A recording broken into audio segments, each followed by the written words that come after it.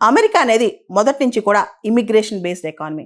America immigrations విషయంలో చాలా వరకు లిబరల్గానే ఉండేది. రీసెంట్గా H1B వీసాస్ విషయంలో అమెరికా చాలా స్ట్రిక్ట్గా వ్యవహరిస్తుందన్నమాట.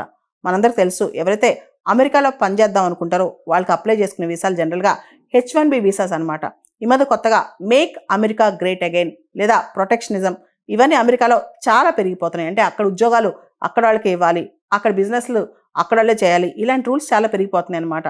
ముఖ్యంగా అమెరికాలో ఎవరైతే లో స్కిల్డ్ వర్కర్స్ ఉంటారో వాళ్ళు అమెరికాకి బయట దేశాల నుంచి ఎంటర్ కాకుండా అమెరికన్స్కే ఉద్యోగాలు ఇవ్వాలని చెప్పి ఒక ఆలోచన అమెరికాలో మొదలైందనమాట.